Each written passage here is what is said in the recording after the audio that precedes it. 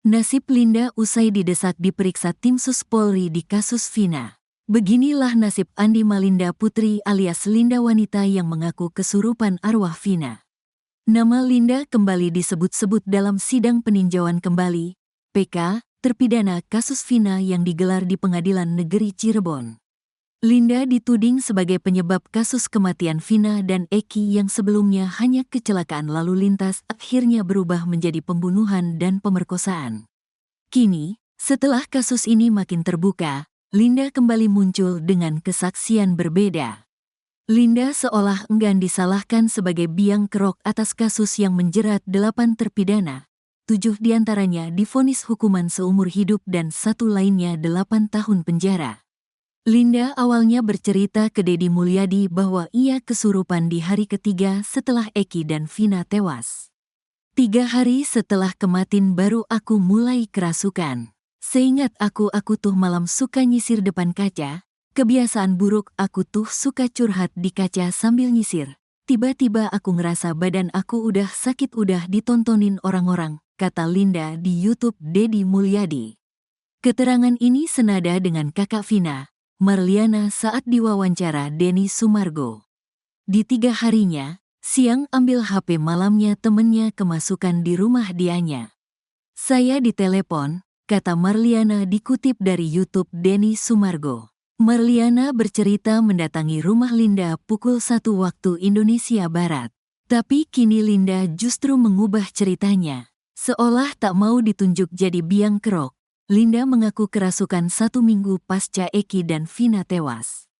Malam itu tuh bukan 3 hari, cuma terlanjur kakak Vina kan ngomong 3 hari.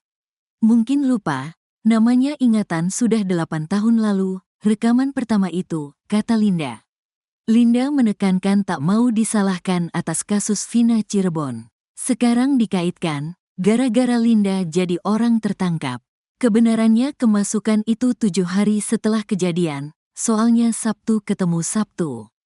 Meninggalnya Sabtu saya kerasukan hari Sabtu, kata Linda.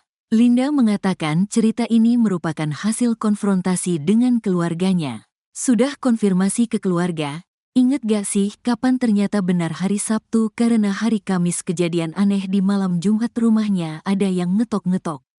Ternyata benar 7 hari kesurupan itu malam, kata Linda. Sebelumnya, nama Linda disebut oleh Deddy Mulyadi saat menjadi saksi di sidang PK terpidana kasus Vina Cirebon. Deddy Mulyadi menyebut kasus Vina Cirebon yang awalnya kecelakaan lalu lintas berubah menjadi kasus pembunuhan dan pemerkosaan, hanya gara-gara Linda kesurupan. Saya itu orang yang sampai hari ini enggak percaya tuh kesurupan. Orang kesurupan itu ada problem psikologi, dan Linda itu ada problem psikologi. Problemnya sejak kecil ditinggalkan oleh bapak, kata Deddy. Di sidang PK minggu lalu dikatakan Deddy, setelah penyelidikan yang dilakukannya, bahwa Linda ditinggal ayahnya sejak kecil sehingga menyebabkan tekanan psikologis. Rasa sakit yang dialami Linda membuat secara psikologis perempuan itu menurut Deddy Mulyadi memiliki kondisi yang tidak stabil. Orang yang seperti itu biasanya sangat cepat untuk berhalusinasi, kata Deddy menambahkan.